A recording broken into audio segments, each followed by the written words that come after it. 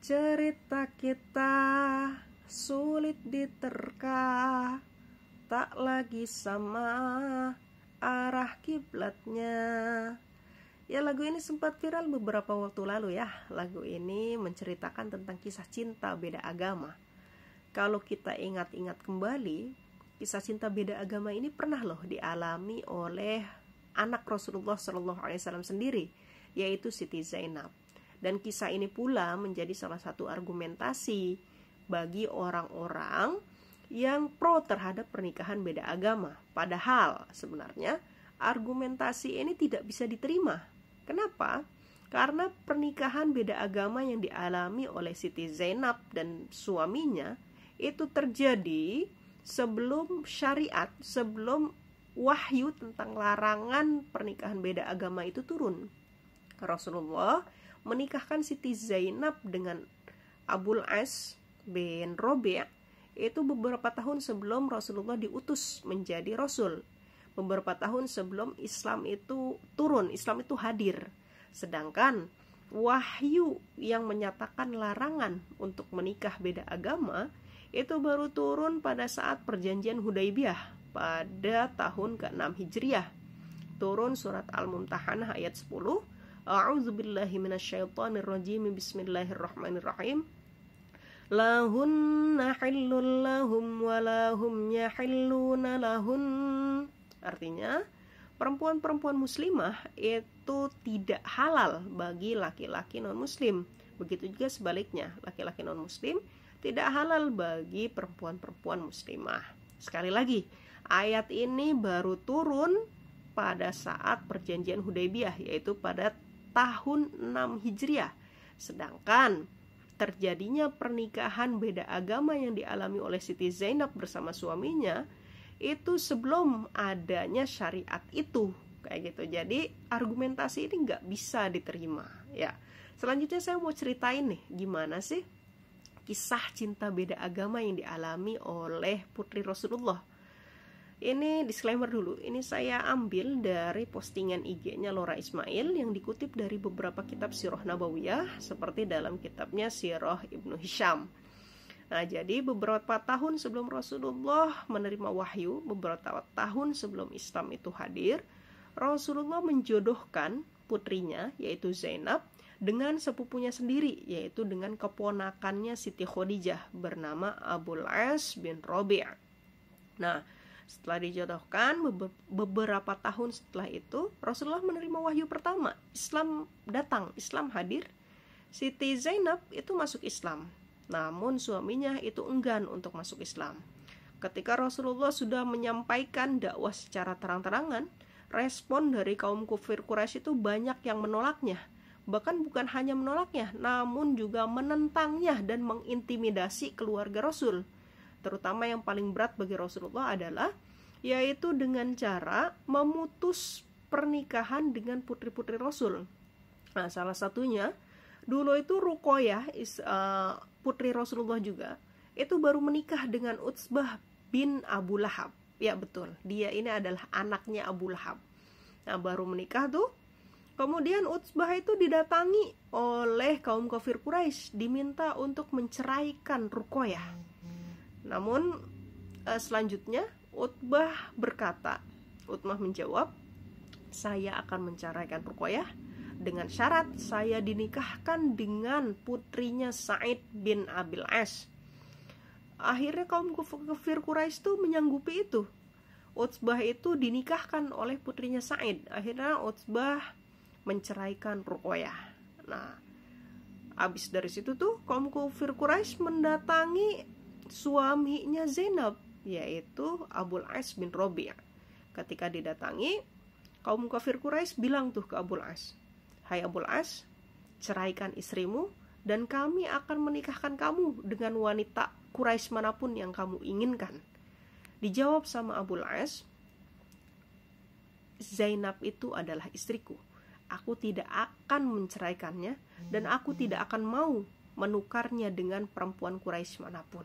Nah, ternyata laki-laki nggak semua sama ya. Nah, ini Abul As ini begitu setia, begitu cinta kepada istrinya. Dia nggak mau tuh menukar istrinya dengan perempuan Quraisy yang tercantik sekalipun. Namun juga Abul As ini enggan untuk masuk Islam. Sampai Abul As itu pernah berkata kepada Zainab, kata Abul As, "Zainabku, tidak ada yang paling aku inginkan selain untuk bisa berada dalam jalur yang sama bersamamu.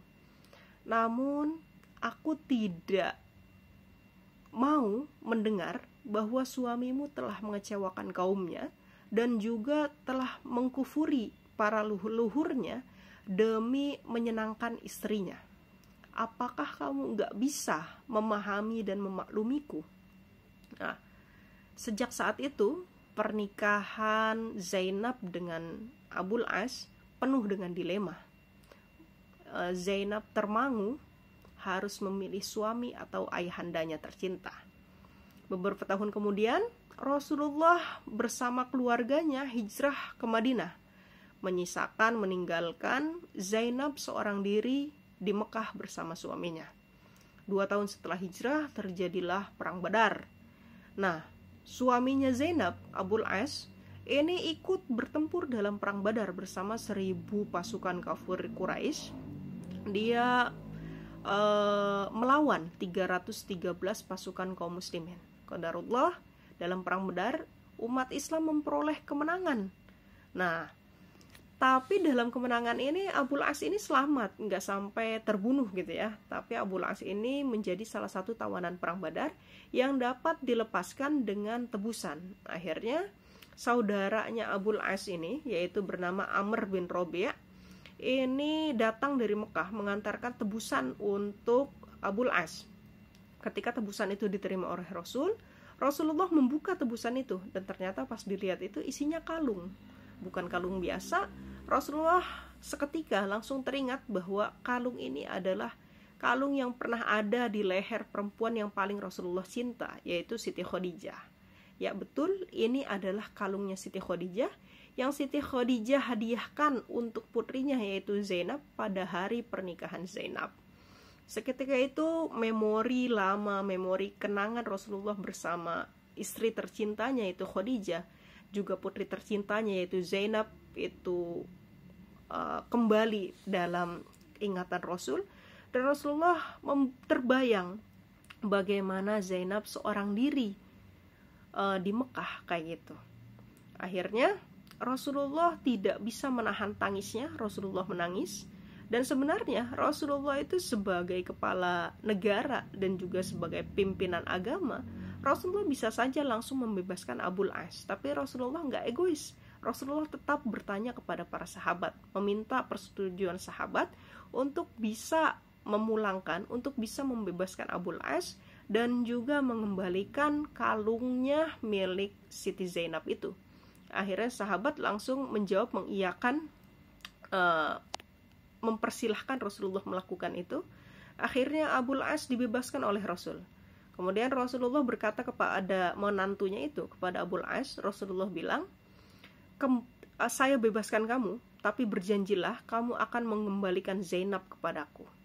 Akhirnya Abul As kembali ke Mekah. Setibanya di Mekah, Abul As menepati janjinya. Abul As meminta Zainab untuk berkemas, untuk bersiap-siap untuk melakukan perjalanan ke Madinah.